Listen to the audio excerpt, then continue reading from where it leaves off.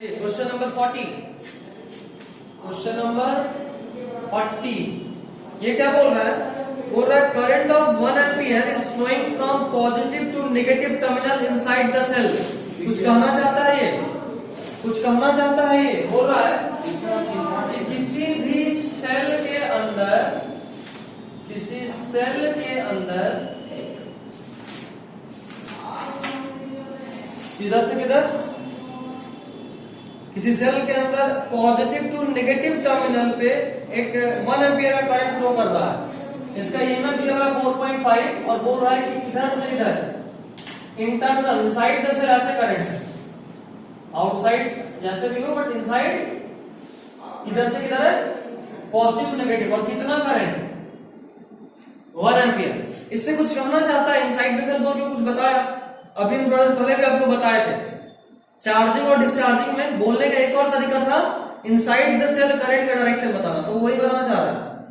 उससे तुमको फिर सिर्फ इतना सोचना है टर्मिनल पोटेंशियल डिफरेंस का वैल्यू E माइनस IR होगा कि E प्लस IR होगा। पहला वाला केस में माइनस था फिर प्लस हुआ था, और पहला वाला केस हमने डिस्चार्जिंग का पढ़ा था, दूसरा वाला चार्जिंग का था। ठीक है, देखते हैं। इंटरनल रेजिस्टेंस दिया हुआ 0.5 ओम। चलो यहां पे उसका इंटरनल रेजिस्टेंस बना दें। कितना दिया हुआ ये? क्या हम इसका पिक भेज देंगे, वहां से क्वेश्चन लिख लेंगे। ठीक है, पिक भेज देंगे, वहां बना हुआ भी मिल जाएगा तुमको दोबारा से। नहीं, बाकी सबको लंबा लंबा लिखवाना। अभी क्योंकि उतना लंबा लिख के टाइम वेस्ट क्यों करना? नहीं, वो उतना ही क्वेश्चन ही था, वो उतना ही क्वेश्चन ही था। ऐसा क्वेश्चन आता है? हाँ, बहुत सिंपल सिंपल क्वेश्चन अभी सॉल्व करेंगे, देखना। उसके बाद बोल रहा है find out potential difference of negative potential of negative terminal while the potential of positive terminal is 10 volt. चलो ये बोल रहा है कि 10 वोल्ट है पॉजिटिव टर्मिनल, ठीक है, और नेगेटिव का पोटेंशियल पूछा है। नेगेटिव का पोटेंशियल कितना होगा ये उसने पूछ रखा है। चलिए अभी आपको अच्छे से पता है कि अगर आप पॉजिटिव टू नेगेटिव का बात कर रहे हैं, मतलब देखो ध्यान से ड्राइंग करते समझ में आ रहा है, पॉजिटिव में इंटर कर रहा है। केस कौन सा है? पॉजिटिव में करंट इंटर कर रहा है। केस कौन सा? चार्जिंग का या डिस्चार्जिंग का? चार्जिंग का। हाँ, तो it is case of charging. दिया वाला है 10 वोल्ट वहां पे। हाँ, बोल रहा है कि बताया आपको नेगेटिव पोटेंशियल का बताना वैल्यू। अगर पॉजिटिव पोटेंशियल का वैल्यू 10 वोल्ट दिया हुआ है, जो भी दिया उसको ब्लैक से लिखे हैं, जो भी नहीं दिया उसको ब्लू से लिख रहे हैं। अभी तक घर में हम सॉल्यूशन क्वेश्चन में कलर चेंज कर रहे हैं, अभी भी कर रहे हैं। Question is from black colour, solution कोई और कलर होगा बट ब्लैक नहीं यूज कर रहे हैं। ठीक है, चलिए तो केस किसका है? चार्जिंग का। और अगर चार्जिंग का केस है तो हमको पता है terminal potential difference is equal to E plus IR। कोई दिक्कत? अच्छा ये R कौन सा है? Internal resistance. हाँ, ठीक है। अच्छा डीवीडी का वैल्यू क्या होता है? V positive minus V negative is equal to E plus IR। यही है? कोई दिक्कत अभी तक? कुछ एक्स्ट्रा बताया? नहीं। E का वैल्यू आपको क्या हुआ है? हाँ, इस सेल का ईएमएफ 4.5 वोल्ट दिया हुआ है। ठीक है,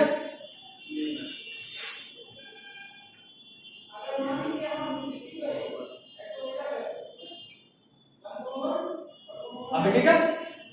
चलो तो ये क्या हुआ? I का वैल्यू 1, R का वैल्यू 0.5 और V पॉजिटिव भी दिया हुआ है। अभी V नेगेटिव नहीं निकल जाएगा, निकालो फटाफट। चलो हम भी निकाल दे रहे हैं। ये आएगा 0.5, ये 5 हो गया, 5 वोल्ट। देखो ठीक है, 10 minus V negative is equal to 5। तो इसको इधर लेके जाओ, इसको इधर लेके जाओ। V negative is equal to 5। जानते हो यहाँ ब्लंडर जहां होता है, ज्यादा तेज बन जाता, लगता है कि अच्छा ये जो सेल है ना ये पोटेंशियल डिफरेंस क्रिएट करता है। और कितने का पोटेंशियल डिफरेंस क्रिएट कर रहा है? 4.5 का। लगा था कि क्या हाँ टीपीडी का वैल्यू लग रहा। हाँ लग रहा है कि टीपीडी नहीं, ये तो ईएमएफ दिया हुआ है। तो 4.5 का डिफरेंस क्रिएट करेगा, लगता है कि अच्छा इधर 10 है तो पक्का इधर कितना होगा, तभी 4.5 का डिफरेंस क्रिएट होगा। बट देख लो, इसीलिए सब सिंपल, बहुत सिंपल क्वेश्चन है ये, कितना प्यार से आपको वीडियो बनवा सकता है, आपको समझ में भी नहीं आएगा, समझे? तो ये गलती नहीं करना, हो गया?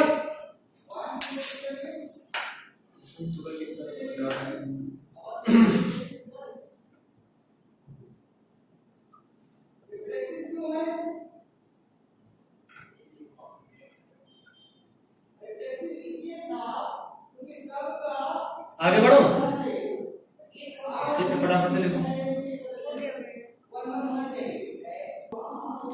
चलो अगला क्वेश्चन है, बोल रहा है कि एक रेजिस्टेंस है 4 ओम का जो कि कनेक्ट किया हुआ है एक सेल से, और 2 एम्पियर का करंट फ्लो हो रहा है इससे। चलो क्वेश्चन नंबर कौन सा, 41। माइंड दैट ये इंपॉर्टेंट कंसेप्ट, अभी तक तो सब कुछ सिंपल सिंपल चल रहा था, ये हल्का सा ट्विस्ट है, हल्का सा, बिल्कुल टेंशन नहीं लेना। देखते हैं क्या, अभी हमको भी याद है, बस हम इंपॉर्टेंट लिखेंगे और कुछ ना कुछ टेंशन है। क्वेश्चन बोल रहा है resistance 4 ohm connected to a cell, then 2 ampere current flows through it.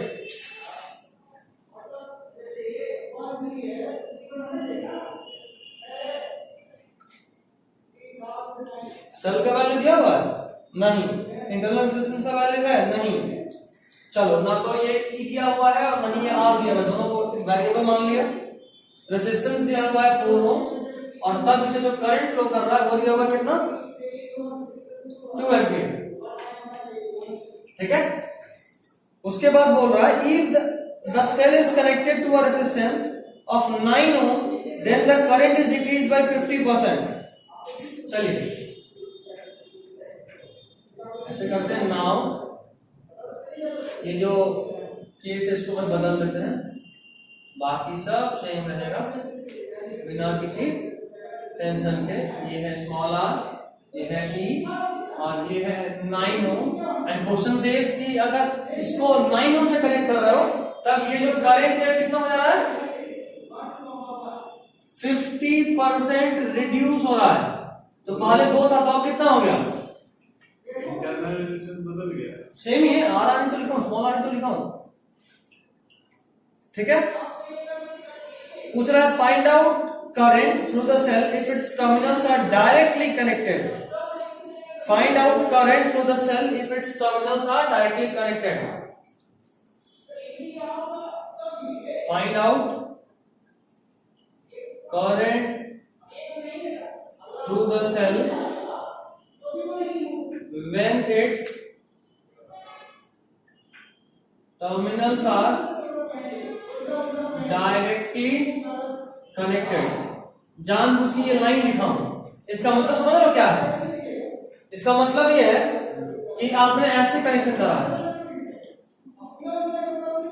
ये ई और ये आर, और आपने एक ऐसे कनेक्शन करा सिर्फ एक वायर से।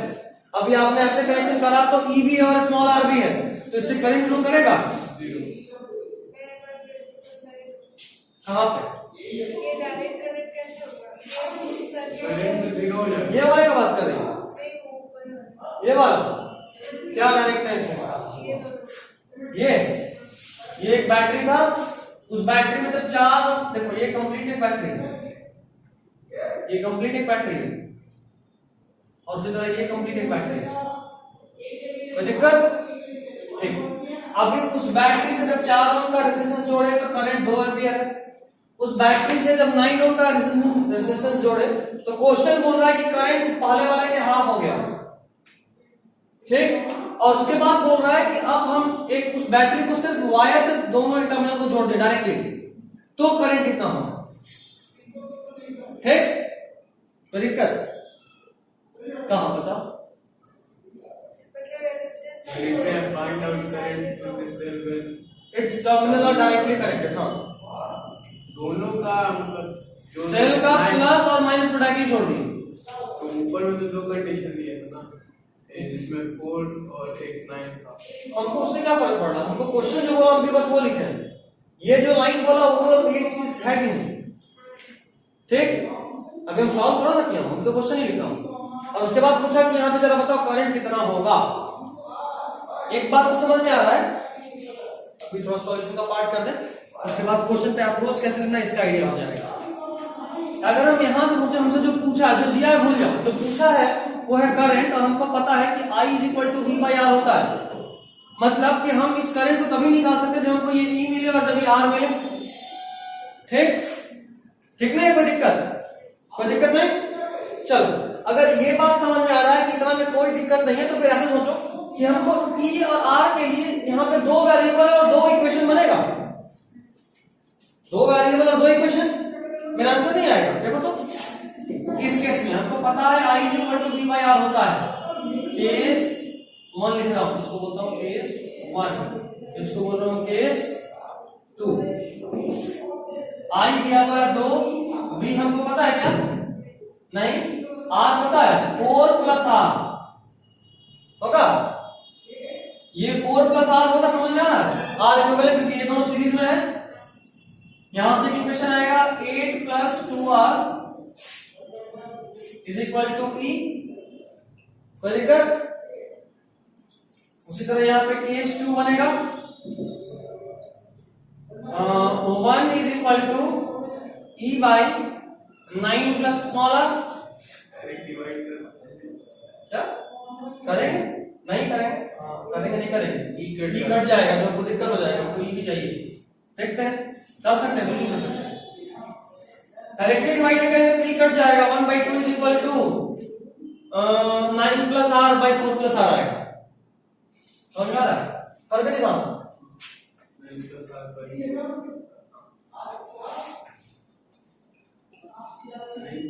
R = 8 + 2R।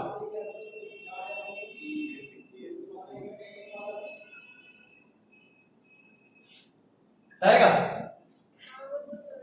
तो क्या आएगा? 2 = ये ऊपर 4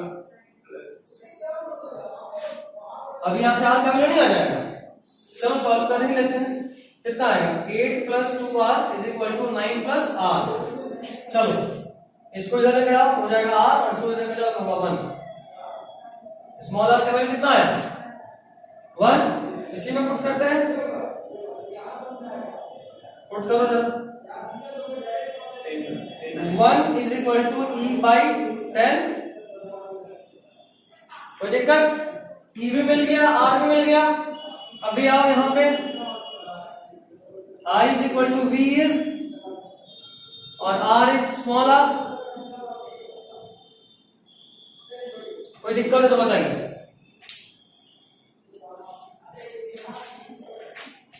V के बदले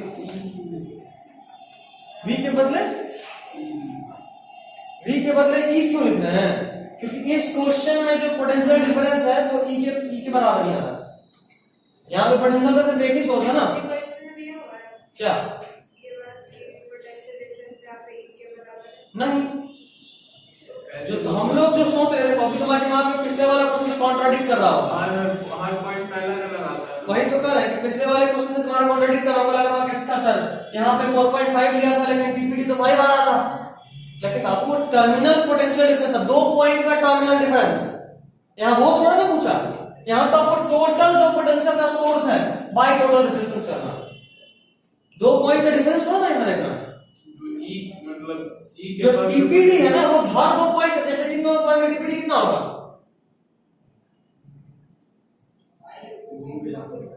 बुड़बक वाला बात करते हो तुम लोग। ये 2 पॉइंट है, वहां पे तो सेम होगा, ए और ये बी, दोनों के बीच में कोई डिफरेंस है क्या? नहीं, तो टीपीडी 0 हो जाएगा। सिंपल, समझे बात? हाँ, चुपचाप चलो। Next is combination of cell.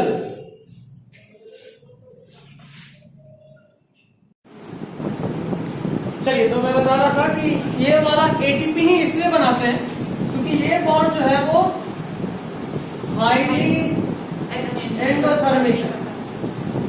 अब ये बात फिर से हजम नहीं हुआ कि हाईली एंडोथर्मिक का क्या मतलब। अब एक बात बताओ जरा, अगर इस बॉन्ड को बनाने के लिए बहुत ज्यादा एनर्जी देना पड़ेगा तो तोड़ेंगे तो उतना ही ज्यादा एनर्जी मिलेगा भी। मतलब ये कि एक एक बॉन्ड में ज्यादा ज्यादा एनर्जी स्टोर कर सकते हैं। कोई और मॉलिक्यूल होता तो उतना एनर्जी स्टोर नहीं होता, फिर इनको बहुत सारा मॉलिक्यूल बनाना पड़ता। मतलब जो काम इसका 10 मॉलिक्यूल करता, बाकी कोई और बॉन्ड बनाते तो हो सकता उसका 50 मॉलिक्यूल करता, तो मेरे बॉडी में तो खाली मॉलिक्यूल भर जाता, काम का तो होता ही नहीं। समझे? मतलब ये कि एटीपी जो है वो 2000 का नोट है और बाकी कोई और मॉलिक्यूल होता तो हो सकता है 500 का नोट होता। तो हमको उतने ही एनर्जी के लिए ज्यादा मॉलिक्यूल चाहिए होता। मान ले मेरे को 10,000 चाहिए तो 500 का नोट होता तो कितना नोट चाहिए होता? 20 नोट। और अगर हमको 10,000 चाहिए और 2,000 का नोट है तो कितना नोट चाहिए होता? सिर्फ 5। तो समझ लो कितना इफिशिएंसी का फायदा हुआ, एक नोट से ज्यादा काम हो रहा है। इसी तरह वही काम करता है ये एटीपी। ये बॉन्ड हाईली एनर्जेटिक होता है और इसीलिए इस बॉन्ड को हम लोग प्रेफर करते हैं।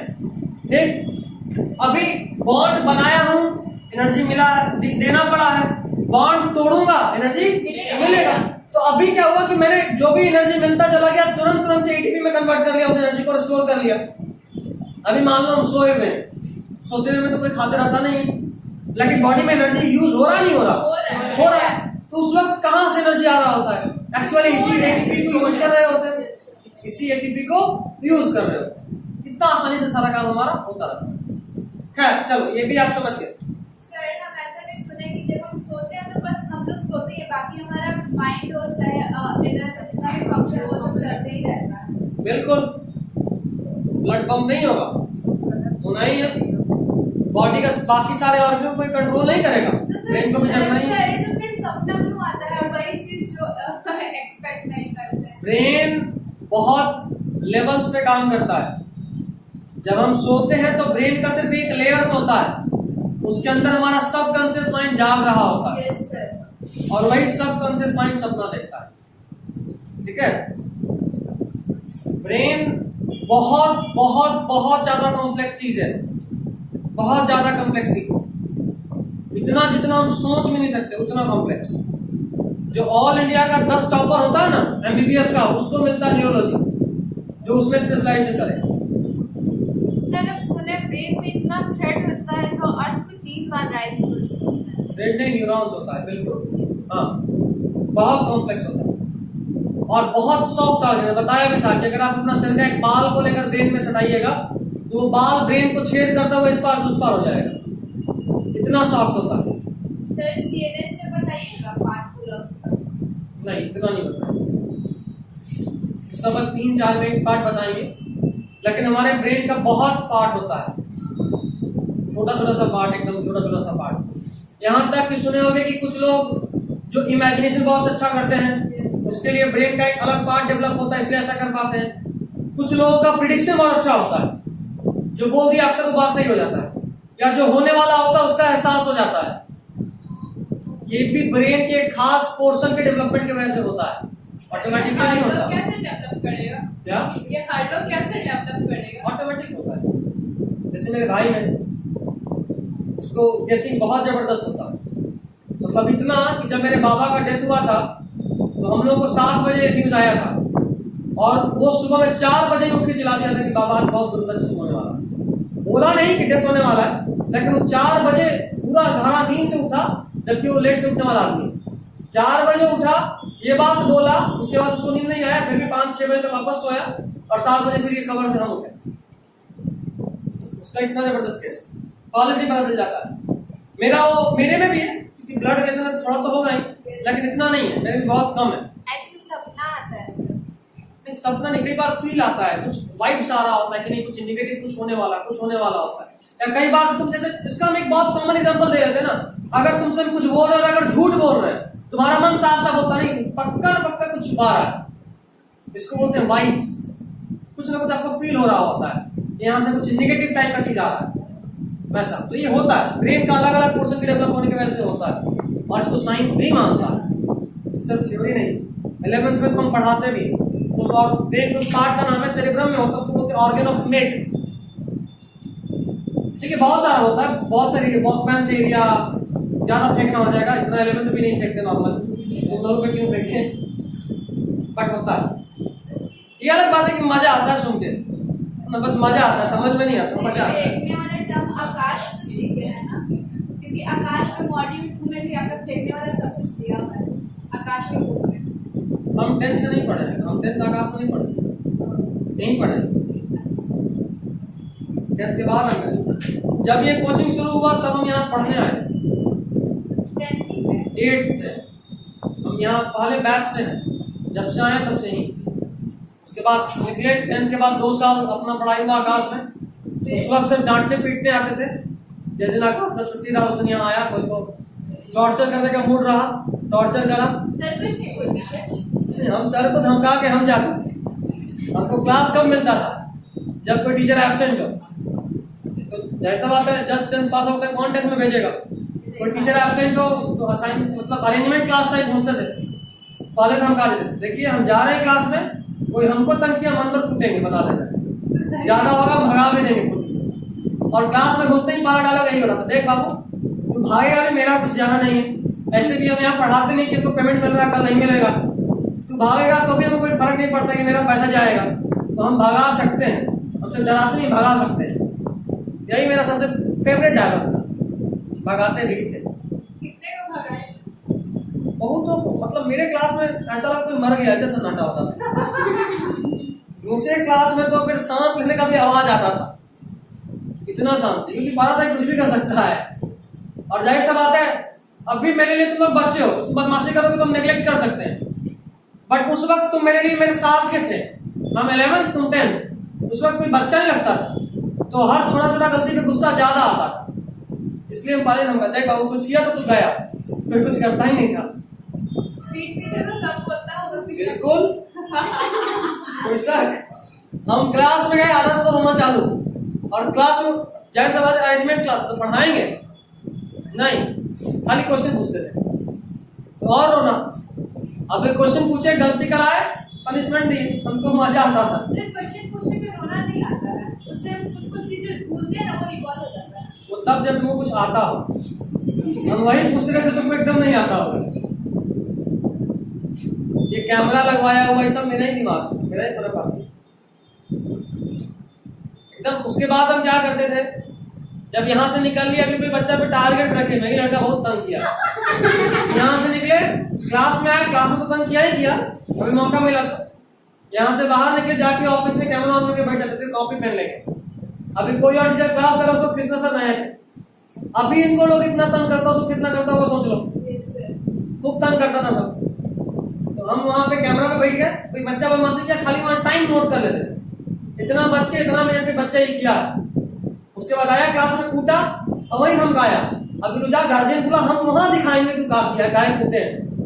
मेरे पास सारा प्रूफ हो रहा था, मतलब एकदम प्लान मर्डर करते थे ईमानदारी से कहें तो। एक बार ऑनलाइन में बताया भी थे ना कि आपका एक दोस्त था, मर्डर केस में हो भी गया था, आपकी वजह से मार खाया था। वो उल्टा हो गया, वो उल्टा था, वो एक्चुअली मेरा कभी खुद झगड़ा नहीं हुआ, बहुत ही शांत स्वभाव गया, हाँ बहुत शांत और बहुत ही कंजर्वेटिव। मेरा seat second row first bench fix था, हम कभी लंच में भी सेकंड बेंच पे नहीं गए, जहां बैठ गए वहां बैठ गए। नहीं आलसी वालसी का बात नहीं, हम ज्यादा किसी से बोलते ही एकदम शांत, कोई मतलब नहीं दुनिया, एकदम जहां बैठ के जिसको काम हुआ मेरे पास आया। हम मेरा कभी साल भर में कभी सीट चेंज नहीं हुआ, first second row first bench fix तो फिक्स, कभी नहीं मिला। इस तरह का बच्चा था, इसको काम रहा आया। और जो कम बोलता है ना, तो मतलब मेरा नेचर अभी भी है एक्चुअली, लेकिन अभी पढ़ाने की वजह से थोड़ा सीखे हैं, चेंज है, बट अभी भी है। अगर हम अकेले होंगे तो हम एकदम शांत होंगे, जो करना होगा दिमाग में करेंगे, हाथ से कुछ नहीं करने वाले। जो भी प्लानिंग होता है सब मेरे दिमाग में होता है। अगर हमें किसी को तंग करना है, हम ऐसा माहौल बनाएंगे कि कोई और उसको तंग कर दे, हम नहीं करेंगे। मेरा ये तरीका है, खुद नहीं करते कभी भी कुछ। तो उस वक्त यही थे, उस वक्त मॉनिटर थे, चुपचाप शांत, अपना शांत रहो, और उससे होता। और आवाज मेरा पहले से ही बहुत तेज था। क्या दिख रहा? अच्छा है।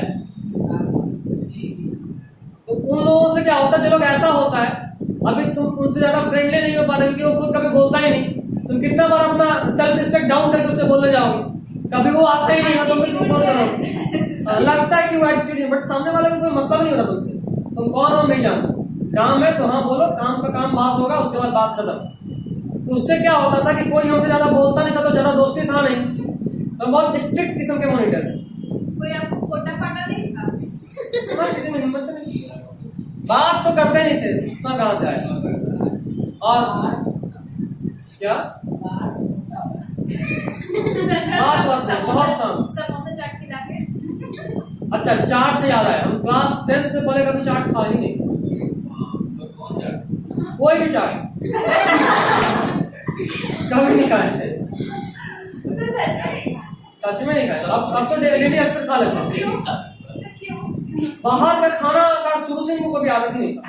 तो अब तो यहाँ से निकला, अभी जैसे कल मीटिंग चल रहा था असाइनमेंट पे, तो मीटिंग में ही कभी कोई मान लो सामने वाला बोला और कुछ खाते हुए बोला, तो लगता है सामने वाला खा रहा है, उधर से कोई खा रहा है, अभी पक्का वो भी मेरा वीडियो देखेगी, तो पता है, प्राची नाम है उसका, तो पक्का तो कुछ खा रही है, मीटिंग का चल रहा है, मीटिंग के बाद खा लेना। बोली देख रसगुल्ला है, छोड़ेंगे तो बचेगा नहीं। हम बोले यार ठीक है, अच्छा चीज खा रही थी, रसगुल्ला बोलना जरूरी था, खा रहे बोल देती काम खत्म था। अभी रसगुल्ला बोलती नहीं, तुम लोगों को भी थोड़ा लालच आ ना, इसलिए बोले। हम बोले अच्छा ठीक है। अभी अगला 3 दिन, एक दिन गोलगप्पा खाए हैं, एक दिन चाट खाए और एक दिन चाउमीन खाए, और तीनों का फोटो क्लिक करके रखे हुए। अभी हर 2 दिन में उसको भेजते रहेंगे। ये प्लान है। तो खैर मस्ती अपने जगह, ये स्कूल और कॉलेज का मस्ती होता है। तुम लोग भी बच्चे हो ना, तो 11 से मस्ती शुरू होगा। अभी किसी के पास अपना पर्सनल फोन नहीं होगा, 11th के बाद शुरू होता है, जब आपको पॉकेट मनी मिलना शुरू होता है। कोई पॉकेट मनी आपको कुछ नहीं मिलेगा, पता मेरे बड़े भाई को भी कोई पॉकेट मनी नहीं मिलता। नहीं, बाहर जाता होगा फंड में तो उसको नहीं मिलता। घर में तो कहाँ से, कहाँ से? अच्छा आप भी ना, बट हम देखो जब तुम लोग की उम्र के थे तो मेरी भी कमाई का सिर्फ 2 जरिया था। पहला सब्जी खरीदने के बाद बचा हुआ पैसा, और दूसरा कोचिंग जाने के मिले हुए भाड़े में से बचा हुआ पैसा। सर, और जितना पैसा बचता उसका बुक खरीदते थे। नहीं, तो मेरे यहाँ वो बात नहीं, मेरे कमाई का वही सोर्स था, और उससे हम क्या करते थे, हर 3-4 दिन पे एक बार गोलगप्पा हो गया, ज्यादा कुछ नहीं, और सब चीज तो महंगा होता था। मेरे लिए समोसा फ्री था। मेरे साथ का जो लड़का था वो पाल होटल में था, उसका एक दुकान है पाल होटल, तो यहाँ से निकले और गर्दन पकड़ते भाई अगर खर्चा नहीं हो तो अगला टेस्ट में तो गया। तो ठीक है भाई, हो गया खर्चा, मतलब हर 2 दिन के बाद समोसा, मतलब पहली बार समोसा चाट उसी के बाद से शुरू हुआ, और उसकी से आदत लगा, नहीं तो मेरा एकदम आदत नहीं, कभी नहीं बात, चाट तो कभी खाया नहीं ऐसा चीज था। तो हाइपर किस्म के शरीफ थे हम, हाइपर किस्म के शरीफ। उसके बाद बाहर निकलना शुरू हुए। बदमाशी कब शुरू हुआ? बदमाशी तो हमको लगता है 2 महीना पहले शुरू हुई, जब कॉलेज स्टार्ट हुआ। क्या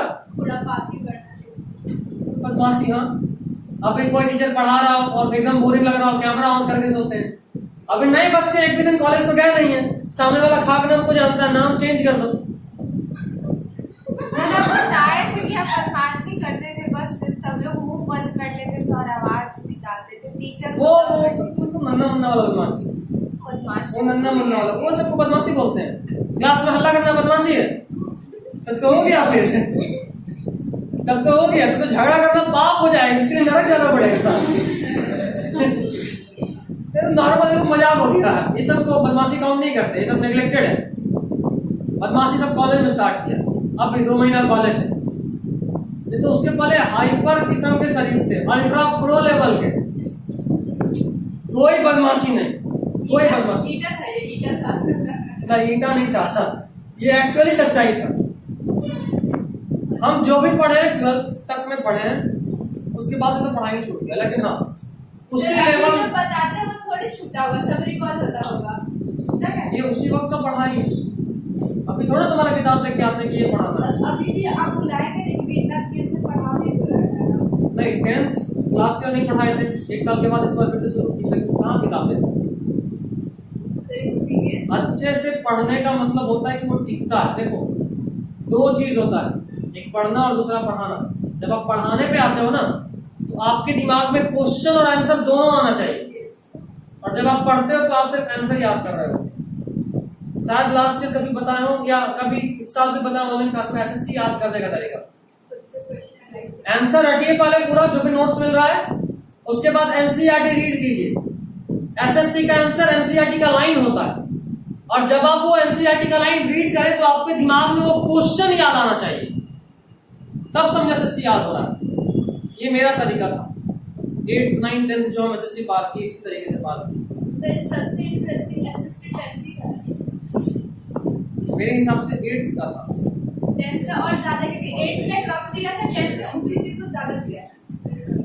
हमको तो 8th का ज्यादा लगा, क्योंकि वहां पहली बार ज्योग्राफी ऐसे में समझना था, हिस्ट्री में भी नेशनल मूवमेंट था तो भी मजा आ रहा था, सिविक्स में नॉर्मल जो था वो क्या बोलते हैं कॉन्स्टिट्यूशन का थोड़ा सा था, उसके अलावा जो भी हमारा लेजिस्लेचर है, जुडिशियरी है, पंचायती राज सिस्टम है, वो एक चैप्टर बन गया है सर, डिटेल हाँ डिटेल कर दिया है, लेकिन अभी डेप्थ ज्यादा है। अभी कुछ ऐसा भी चीज जो कॉमन लाइफ में नहीं सुनते, कॉमन लाइफ स्टाइल पढ़ा हुआ इसलिए ऐसा लग रहा है। ये भी कर सकते हैं, लेकिन समझना 8th में बहुत था, 8th में फील आ रहा था पढ़ के, साइंस टाइप है, तो इसलिए ज्यादा अच्छा लगा था। सर आपको रिवॉल्ट 8350 से मिला। हाँ ठीक है, वो सब तो आजकल बहुत सिंपल हो गया। खैर अभी भी बहुत सिंपल है चीज, 10th हमेशा ही आसान होता है, 9th से तो बहुत इजी है, हमेशा ही आसान होता है। इसका कारण ये कि 10th में डर लगता है ना, बोर्ड है तो पढ़ते रहते तो हमेशा आसान होता है।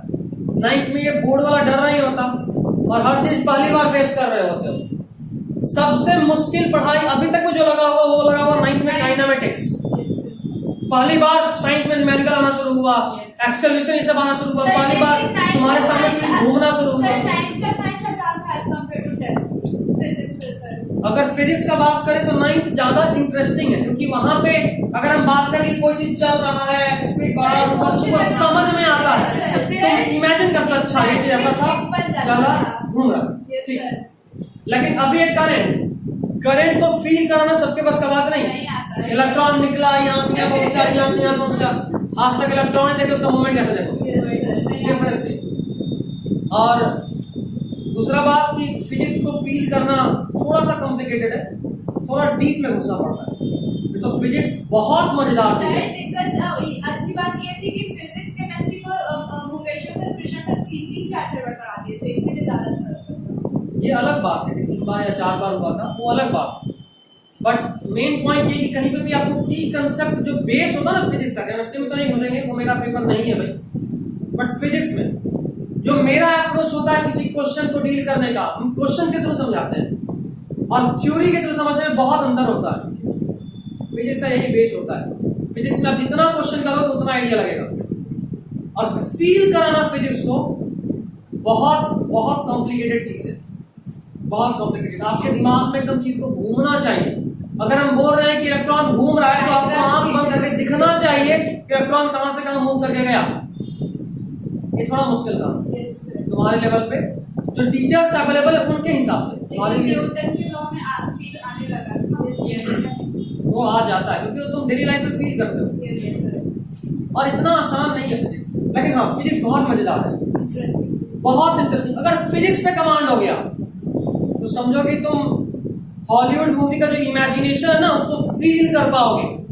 पता है फिजिक्स में ऐसा पार्टिकल है जो टाइम ट्रेवल भी कर सकता है, फिजिक्स में ऐसा पार्टिकल है, एग्जिस्ट करता है, साइंटिफिकली प्रूवन है, जो टाइम ट्रेवल कर सकता है। ब्लैक होल के बारे में सुने होगे तुम लोग, शायद समझते नहीं होगा क्या है, बट समझे होगे, जानते हो। Quantum physics, physics at the level of atom, nuclei, electron, proton, anti proton, neutrino, anti neutrino.